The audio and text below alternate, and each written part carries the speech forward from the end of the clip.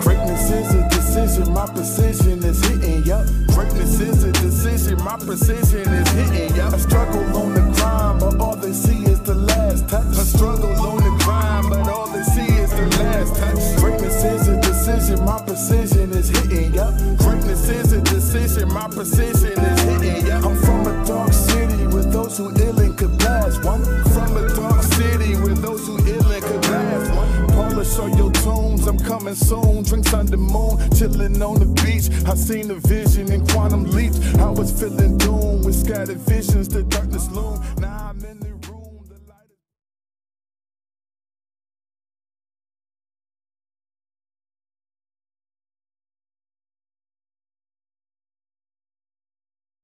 Welcome to Boss Code TV and the Boss Code Media platform. I got Steve Baughman here. I'm really excited about this interview. He goes by Steve B. And the cool thing about doing these interviews is I look into who everybody is, but I don't like to do a ton of prep questions. I like to just talk because it's about, having human conversations and our paths to greatness. And that's what it's all about. And I can see you've done a lot of greatness in your life, man. So let's just talk about a little about you. Tell everybody who you are and what you do. Yeah, well, I'm a mixer, mastering engineer slash producer out of Los Angeles.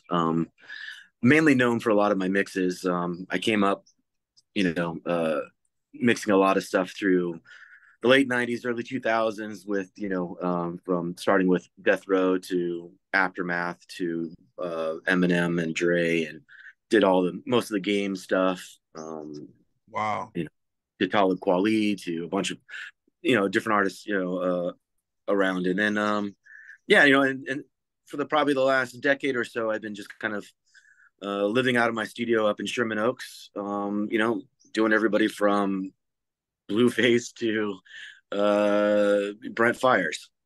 Wow, man. So before I even dive into everything you just said, which is amazing, let's talk about the very beginning, man. What made you choose this path? When I was young, I was a musician. I was a trumpet player, actually, and I was actually fairly good. I was making it into symphonies, but the thing I found out when I was playing in symphonies, there was a few things I learned about in symphonies. There was the good, where I really learned how to listen in symphonies. It taught me, as a musician, it taught me how to listen to others. But as a player, it kind of taught me how I didn't want to be the focus of music. I wanted to be behind the scenes because coming in as a young person into a symphony where we had what was called blind auditions, I would be sometimes taking a place of a guy that was been there for the last 20 years, and he was in his 50s, and the guy sitting next to him was used to seeing that guy sitting next to him, and all of a sudden there's a kid there. Yeah. And I was like, why I have to sit next to this kid, and I understood from their point of view, and I was like, what, maybe classical isn't the way I wanted to go. And I found this program up in Cal State Chico, which I felt at the time was fairly unique, which was a engineering program that focuses on music. It was a music degree, a full music degree, but the emphasis was in audio engineering. And they had a full studio before, most colleges had studios. And so I decided to go up there and take a peek behind the curtain. Okay. So yeah. So after that, I moved. After I graduated from college, I moved down to LA, and I got a job at Larrabee Studios in West Hollywood, which was originally where Larrabee Studios was. Through there, I got to meet just a ton of talented people, from engineers, producers, and artists. Wow, man, that's amazing. What do you think has been like your struggles along the way, but before you get to the point where you're doing all this great work for all these big artists? What were some of your obstacles along the way? Well, I think back then it was coming up with it was kind of the usual obstacles, as you just have to get your foot in the door, and that, fortunately, coming in at Larrabee, it was nice because they needed people at the time that could just jump into the rooms. And so I really only had to, do what they call running, which was running is, fetching food, cleaning toilets, doing all Yeah. that sort of thing in the studio. I did that maybe 6 months or so at Larrabee, and then they promoted me to a studio assistant, or assistant engineer.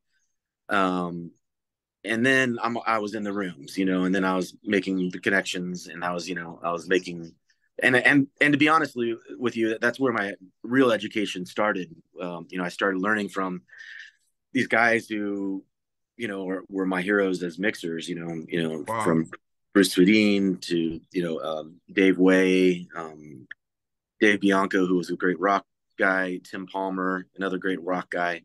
And then eventually Dr. Dre got in the room. I got in the room with Dr. Dre, and I started watching him engineer. And, Wow. a lot of people don't realize, but I think personally, my personal opinion is Dr. Dre's number one talent is as a mix engineer. Wow. He uses the FSL board like nobody else I ever saw, and really taught me a lot about what it means to do hip hop mixing.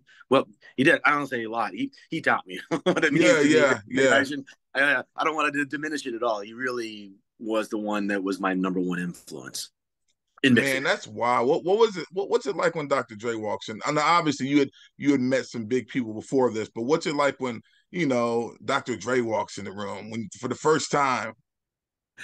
Yeah, he's a guy that wants you to be personable with him. Even though you want to, you obviously kind of give that you have that respect and that awe, kind of like this is Dr. Dre, Right.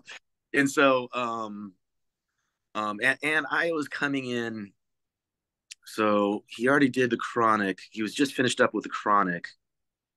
No, yeah, he was finishing up the Chronic about the time I got in, 2000. Wow. Yeah, that's so that was when I first kind of hung out with Dre, was right around that time. You talking about the second Chronic album, the Yeah, 2001? Oh, yeah, and that's when I okay. kind of really got to know him more. But yeah, so back then I was just like, okay, this guy, legendary. Here I am in the room Yeah, with him, yeah, and and as a white kid from Northern California who, to be honest, didn't have a hip hop pedigree at all. I yeah. think I had maybe two rap albums to my name. I'm pretty sure I had Two Live Crews, As Nasty As I Want to Be. I was a teenage boy. Yeah, And, yeah. I also had NWA's, Oh yeah. Straight Outta Compton. I think those were the only two albums, hip hop albums, I actually owned at the time. Wow.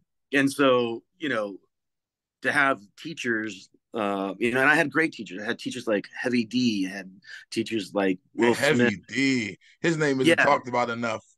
yeah, and like, I mean, I had really like heavyweights teaching me what was good, Rakim, like what's good hip hop and what's bad hip hop. I mean, Man. being in the room with Snoop and being in the room with Tupac, being in all these places where I am really getting the privilege of being being amongst the creme of the creme, and really, as a kid, kind of, like, I was in my early 20s. I was 21. I came to LA at 21 years old. Just kind of like going, okay, I don't really know a lot about hip hop, but what I did know I loved making kick drums hit hard, and I loved Yeah. snare hitting hard. Those are like my two favorite things to make happen in mixing and music. And these guys were teaching me how to do that, but also teaching me really what it meant, what really good hip hop meant, and Wow. where the stories were coming from, where the ideas for the music itself is coming from, the samples, the history, and the R&B that it came from, or or even blues, and it all just kind of like opened my mind. When I first time I met DJ Jazzy Jeff, he started transforming, and I had never seen anybody do that before. Mm. And all of a sudden, I learned that the turntable and the mixer is an instrument. And Yeah. what a percussive and what a melodic, both percussive and melodic instrument it was all at once, and it literally blew my mind to the point where I was like, I just never even thought about it that way. I when I was DJing, all I was doing was beat matching. Right, right. Just making sure that the one song matched to the next song coming in and out of it. Where he was taking pieces of it, adding to the arrangement, cutting it, making it, putting it in part of another song that was making it more musical. I mean, it completely blew my mind. And so right. I really fell in love with hip hop in those early years, in my early 20s. Man, that's all those names you mentioned. I had questions about so many things when you're throwing those names out there. First of all, did you say you met Tupac? Yeah, I worked with Tupac when he was at Death Row. Wow. What was that energy like? I've never worked with someone who was so quick in my life. And also, like, he was a good actor. He'd be in the room and he'd be like, you'd think he's like a little bit, like he can't get behind the mic. He maybe had, too many drinks or too many puffs on the weed, but then he'd get behind the mic and he was flawless. And just go. And he would just go. And, there was so many times where I would punch out of a vocal and he'd be like, I feel like you'd be standing behind me already. I was like, how'd you get to the vocal booth to here already? And he's like, let me hear that mix. I'm like, geez, how'd you get here so quick? Oh man, that's dope, man. That he's still my favorite rapper of all time. It's a close race between him and DMX. DMX more inspired me on a different level than actual the music. But I mean, they both were more than music. But yeah, I mean, I gotta say, Tupac is my personal favorite. I think his flow is infectious. Yes. And then I think I'm political in my nature, and so I love how Tupac is not afraid of diving into the political and really getting into these really deep moments of how it all affects each other, how everything affects, Yeah, it's funny because I mean, I don't have to say nothing to you because I'm sure you know this and have heard it so many times, but I feel like the best artists are the best artists because they're the most vulnerable. Right. They don't care what you think. They're going to tell you their expression. Exactly. I mean, we know more about Eminem and his life than we do about most of our neighbors. Yeah. And I think that personal moment and that connection that you have, that people have felt immediately with Eminem, was because he bared all that to you and he told you all that, and sadly, and that's the struggle with artists too, is like, is you bear all that and then, okay, now what do I talk about? Yeah. And so it's a struggle to keep that amount of real and that amount of intimacy with your audience throughout your career. Especially in rap music, though, I think rap music is one of those ones where you really, I think, well, at least the rap music that really touches me is more the ones that really bare their souls. The guys who really are telling, the Rakams, I love Talib Kweli, I love Common, Nas, these guys who are really, telling the stories of why they are, who they are, and what they are, and in such a great, and musical and poetic fashion, Facts, man. You know who doesn't get enough credit for that? Joe Budden.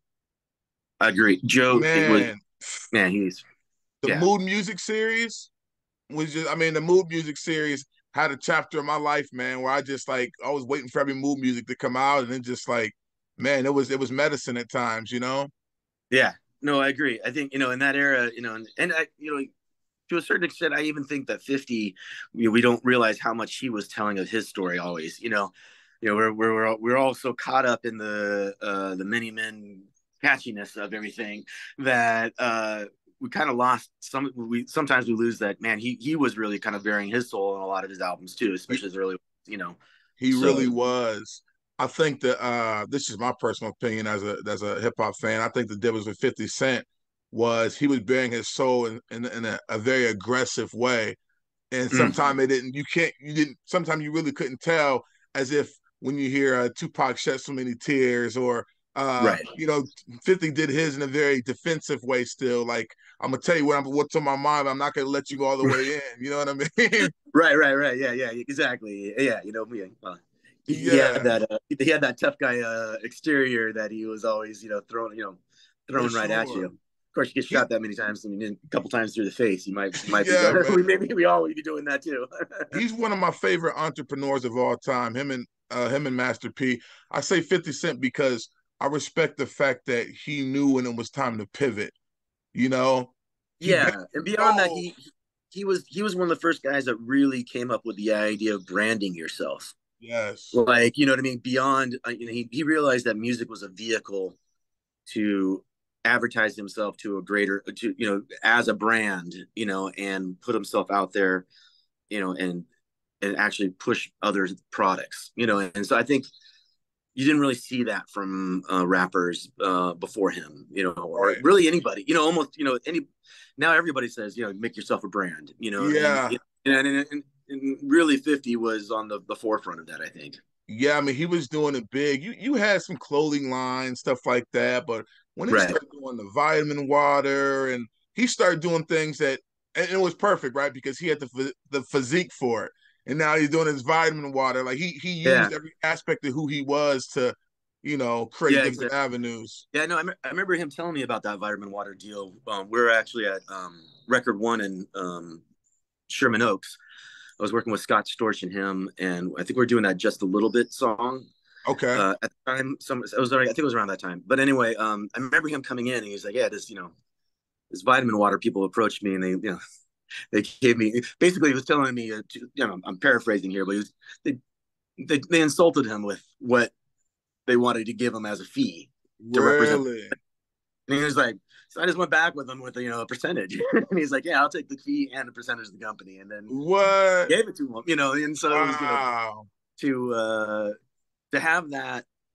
I mean, be able to transfer that street, negotiating knowledge, which is really just knowledge. It It is like is.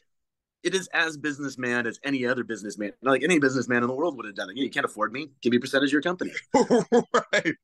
Like, I am more valuable than your company is right now. You know, Right. and he knew it. Yeah, and it's And so, crazy because in this business, you start low, right? You always start low, then you work your way up. I get that in negotiations. So, I get why they started low because another artist would have took it just because they were getting that type of notoriety and that quick check. right. I read about no, I think I was watching Drink Champs, and it was Pusha T said he wrote the "I'm Loving It" jingle, Oh, right. which is wild to me. I would have never thought in my Right. mind that Pusha T wrote But he that. would write that shit. Yeah, no, I think I was the same thing. I remember I watched that episode and I was like, "What? You doing that? That's crazy." My mind. But he was talking about how He he probably made took. more money off of that than anything in his life. Yeah. Well, he was talking about how he could have made more because he said he took like the $500,000 or something, and if he was smart, he would have just got the kind of residual income Right. from it. But yeah, man, it's amazing what people can do. One thing I like about your position and role in music is you are like the unseen superstar, right? Behind all of these, I mean, hits. I mean, Right. hits. I mean, you got hits under your belt, man. And I love to be able to do this interview because people need to see who's behind the music that they love, right? How is that? Do you ever hear a song and wish you could tell someone like, hey, I mixed this, or do you ever do that, or What do you mean? Like, I wish I mixed somebody else's song? no? Like if you're out and you hear the song that you mix and it's booming and nobody has Oh, no right. idea that you brought that sound together. How does that feel, man? To be like almost this Yeah. mysterious figure almost. Depends on how drunk I am, and then I'll, sometimes I'll let the person next to me know, "Oh, yeah, I made that." Yeah, Then they yeah, don't. yeah, But the fun thing is that 9 times out of 10, nobody ever believes me, so it's fine. They're like, yeah, "Yeah, sure you did." you know, yeah, yeah, you're the guy that made the 50 Cent thing. Yeah, yeah, that was yeah, yeah. yeah, Which is fine. Because I'm good with it. I just yeah. I'm more just happy that I every day I get it to work in music. Heck yeah, man. It's a privilege all on its own right there. Right, right. So name me. So who are some of the? What are some of the favorite songs you've been able to be a part of over the years, Favorite songs? Oh man, that's always a hard or one. or artists even? Yeah, art. I mean, I think it's just more of a privilege that I've been able to meet so many artists and be in their presence and learn from them. I think is the biggest privilege of my career. Hmm. From being in moments with. I was just actually commenting the other day. I saw Rodney Jerkins say something about Michael, but I was able during the Rodney Jerkins Michael sessions. There was when they were writing the songs. I was recording Michael and Rodney. Rodney was just playing piano, and Michael was on vocals, and that was it. And we were going straight to dat back then. It was Are we were you just talking about we were Michael just Jackson? yeah. I worked on the History Wow. and the Blood on the Dance Floor album, and so Wow. That's, you I know so mean, does it and to get begin, bigger than that? yeah, no, well. I mean, I did work with Prince also, so I get to work with, Oh, when that was the lovely thing about working at Larrabee is that all the big names came through, and so I got to work with all these guys that came through. So just seeing how they create and how they are as people, it was always just an honor and a pleasure. It was whether it was, and seeing people and artists just being people yeah. sometimes, and not always having them on that pedestal of they're this, I remember the first time I saw Whitney Houston. We were working on the Preacher's Wife soundtrack, and when she came in, Wow. uh, she was all of a sudden just the chick Whitney. She was just like she wasn't Whitney Houston like that I had created in my head. This person way up on the pedal. She came in with a cigar and some Hennessy, and and was ready to just kick it in the studio. And I was like, okay, wasn't expecting Yeah. that, Did so that instantly make you feel like comfortable when she walked in like that? yeah, I mean, it took me off guard at first because like her image at that moment was so finely crafted that it was that bodyguard slash preacher's wife image. Right. She had that they had really Clive and her had really crafted, and the public never saw her just be her, and to hear her with even a little bit of slang and a little bit of just a little grit in her voice. She wasn't up top proper like I always thought of Whitney Houston. Right. She was just real. And I was like, oh, Yeah. okay, so that's Whitney. Okay, that's cool.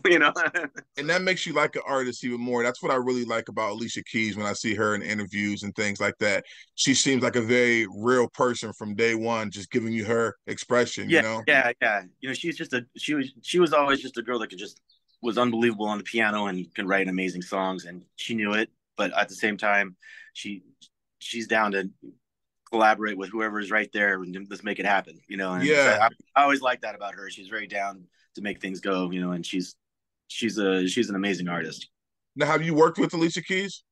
I worked with her very early in her career once or twice. I didn't do much though. I never mixed anything for her or anything like that. I don't think.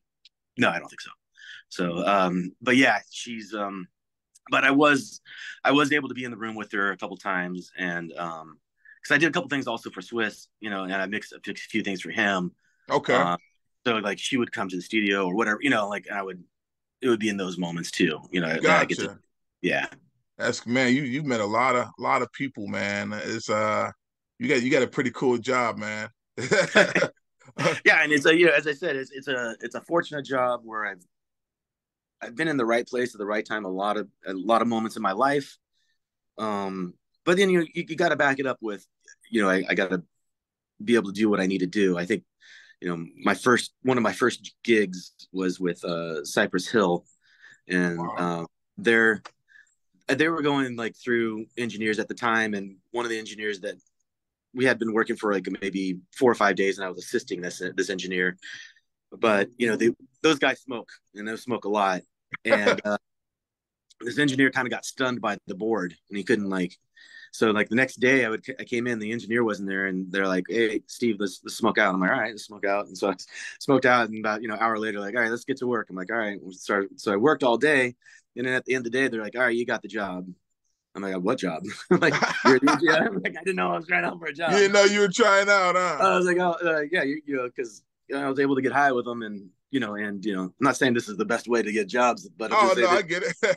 it's just, it was that was what happened. You'd be able to do, because that engineering is just that second nature to me. I mean, I can just do it.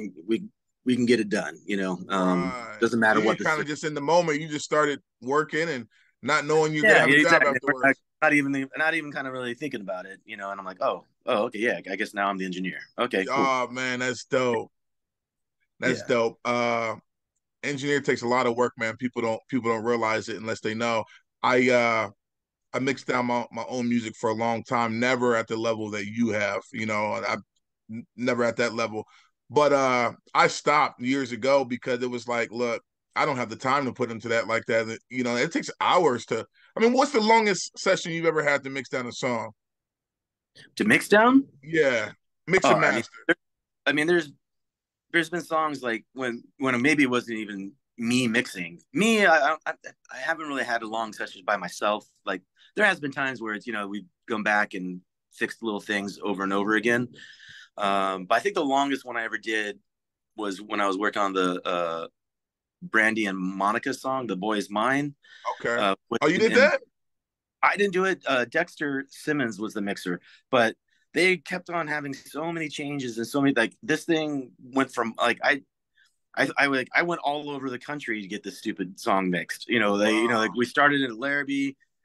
We did a bunch of stuff there, and then we had to, like, all of a sudden they wanted a recall done, but they were all in New York, so we had to go. I flew out to New York to do another, like, Wow. and it was like it was forever, this song, but Dexter did an amazing job because he's an amazing mixer, and he, Yeah. I'm sure Dexter Simmons, or heard him, but Yeah. Yeah. Yep. he another guy I learned just a ton of stuff from, especially vocals and stuff like that. He was the master at it. So Wow. Is yeah. there ever a time, I mean, you don't have to name any names, obviously. Is there ever any times that you're working with the artist, you just decide I never want to work with this artist again? Um, it's rarely the artist's fault that I don't ever want to work with them. Uh, it's usually people that are hanging on, that are coming to the studio and just disrupting shit, and then that's usually the thing Oh, that bother me. You know, but I can't really think of anybody that I would say, no, I would never work with again, oh, that that's sort of thing. good. I mean, I don't think that was ever really the case. I mean, sure, I'm sure there's times where there's artists where we just, we didn't gel. Right. Um, but I don't, those are, but even then I wouldn't, no, I wouldn't, like if they called me up, yeah, let's try it. Let's make it happen. Like, Yeah, yeah, for you know what I sure. mean? Like it's in, it's, and to be honest with you, it's really hardly ever the artist to me. It's always something else, a manager, Right, someone who's always trying to clout, just trying to latch on, is right, always the people that are, because they're struggling to keep their position in with that person. And so any sort of, like, because I need to, as a relationship with an artist or a producer, you kind of need to get that repertoire where I'm thinking like you're thinking, and I'm hearing what you're hearing, and I'm delivering the thing that you need to hear. yeah, Because I'm interpreting, because they already hear it, like, right, the producers and the artists, they already hear it in their head. It just hasn't been actualized or realized through the speakers yet. And so my job is to hear what they're telling me, to make it sound like what they already hear. right, Does that make any right. sense? Yeah, Does that oh, kind of absolutely. yeah, Yeah, yeah. So, you know what I mean? yeah, So yeah. um so when there is that intimacy happening, a lot of times these people who want to be that close and want to be that thing for them, they get their feathers ruffled, and that's when, like, some sort of friction will happen in the studio. But for the most part, that rarely happens. Gotcha. Yeah. So That's actually funny to me because some people like big crews and stuff. I'm actually the complete opposite. When I go in the studio, I don't want anybody in there but me and the right. engineer. Because I'm all about energy, and I want my energy to transfer to a song versus what Right. everybody else's energy. Right. And I think there is no right or wrong way about it. And I think sometimes Right. the energy is great. One of the things for me as a engineer, it taught me, once again, listening, I thought was a really, back in, especially in the Death Row days, there'd be 20, 30 guys in the room, or and guys and women. And you know, to really be able to still hear what was going on between the speakers while tuning out everything else around me was definitely a skill set, you know, because Yeah, a lot of times, that you know, a is a lot of times skill I'm set. yeah, because you know, a lot of times I'm recording vocals, you know, and the artist's like, yeah, punch in right there, you know, you know, or you know, telling me what word they want to get in after, and you have to be really on it to get that word, and if everybody's talking in the room, it's hard to hear sometimes what's happening out of the speakers. So Right. it really kind of taught me to just laser focus on what's going on and why am I doing it at that moment. Yeah, yeah. You got all types of stuff going on around you, but you got to lock in and can't, Yeah, can't be bothered with participate. it. Exactly. Yeah, exactly. Can't be bothered with everything else, you know. So. Uh, what as far as like music now, because uh, hip hop has changed a lot. Is that Mhm. difficult? Is that difficult now for you? Is the way as the hip hop has changed? Has it been hard to keep up with it all as far as like just Well, yeah. the I mean, I, I'm a person of a certain age, so yeah, it yeah, I am getting older in this business, and so yeah, I'm not hanging out with 21-year-olds and 22. You know, like so I'm not on. A lot of times, I'm not on the um, cutting edge of when it's happening. I don't know about it a lot of times until it's brought to my attention or brought to me. uh-huh. Um, and the reason it comes to me is usually because I have the experience of being able to get their sound to where they want it to be. Right. Um, and then I'm like, oh, okay, now I see what you're doing here. So yeah, I think yeah, I'm not on the forefront of like I used to be of when it was being created. You know, I'm kind Right. of like now I'm like really on the back end of you know, on the hip hop end. Um, now that is not to say I'm out producing other stuff, and so like I'm doing my own productions of things, and so there I'm creating from the start, from the Right. genesis. Right. But when it comes to mixing and mastering, especially in mastering is the last stage of the whole thing. So Right. a lot of times I'm like I don't even know what's going on. Like I have this thing's been in development for months or years, and I didn't know anything about it until that moment that I get it as a mastering engineer. You know, Gotcha. so So you give and it I was that kind of final that way with touch. Brent Fires the first time I worked with Brent Fires. Didn't really know about Brent's come up, and it Uh-huh. was on the Fuck the World album EP that he did. I mastered that, Oh, and okay. I actually mastered the new Wasteland too. Myself and my mastering partner Mauricio Iragori.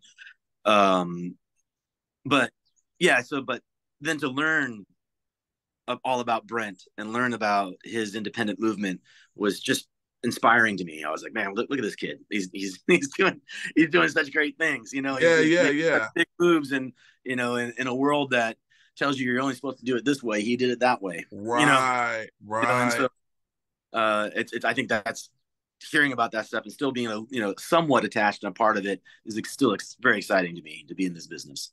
That's awesome, man. Did you ever get a chance to work with Nipsey Hussle at all? And I mean, just on mixing end, but I never got to meet Nipsey. You know, Okay. see, that's another thing. See, on the back end, a lot of times I just get files sent to me, Yeah, and so yeah, for you know sure. what I mean. So I never really, and I think it was mainly on features that he did for the game. Okay. A couple times I mixed him, you know, and I always loved mixing his voice because he was just sat in the pot. He was one of those guys that his voice just sits in the pocket exactly right. You know, there's some rappers where you're really trying to make them sit in the music, and Right. you never needed to do that with Nipsey's. You know, it was always just bam. You know, it's there. You know, it just faders up and it sounds like a record. You know, and Yeah, I was yeah. always really impressed with that dude. And such a tragedy that L.A. and the rap world just lost. You know, such a prolific writer and activist. I mean, he was just he was a great person for the community. So Facts. things like this really makes me sad. I've had a long career, and I miss a lot of the people that that I used to work with. You know, people like Nate Dogg and Right. Tupac, and these guys that are just heavy D. Yeah, you've seen a lot, So man. yeah. So I've seen there's a lot of these dudes that were there and not there anymore, and I miss them all in their own ways. Right. You know. Wow. Well, before we get out of here, man, just as far as anybody just starting in your this starting engineering or in music in general, what type of advice would you give them to basically, find success in the industry? Yeah, I think one of my big things is listening.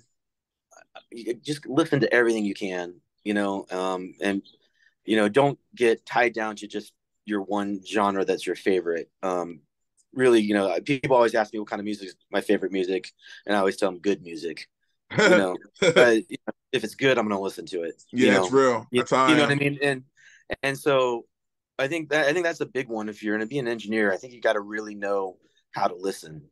And there's a lot of guys that maybe I don't know, the young kids, that they're they're asking for presets, or asking for like, how do you do this on, like, yeah, you can go onto YouTube and say, this is how it gets done, but also experiment and figure out how it is done, because sometimes it's the blind leading the blind on the internet, and you don't know it. Right. You know what I mean? So but this is one of the lovely things in art. There's no real quote unquote right way to do something. There's there's your way. And if it and the, I get asked this question by young engineers all the time. It's like, did I do that right?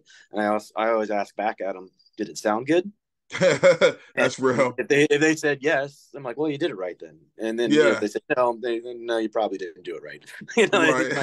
You might want to go back and fix that. Right. So and that's I think that's about it. On my best advice is just listen, and you know and then the hardest part these days is just putting yourself in the right place at the right time, and that's always kind of with any business. You're not gonna become the world's next best engineer by sitting in your bedroom and not meeting anybody. Right. You got to go to where Network. people are making music, and you got to be always being where people are making better music than you're making. Mm, Because if you're the best person in the room, you're in the wrong room. You man, know? that's a key right there, man. Be Yeah. where people are better than you. That's yeah, I like that. Respect on that one. Well, hey man, Steve, I really, really appreciate this interview, man. This has been great. Easily one of my favorite interviews. Like I said, I was excited for it because it's nothing like talking to just a pure music fan. And you've had a tremendous path to greatness, working with so many different people. So, hey, keep pushing forward, man. Uh, and I like once again appreciate you, man. Hey, I appreciate you reaching out, and I thanks for giving me this moment to blab on your show here. Hey, appreciate you, man. We'll do this again one day. Sounds good, man. All All right. right, man. You have a good day. All right. All right, see you.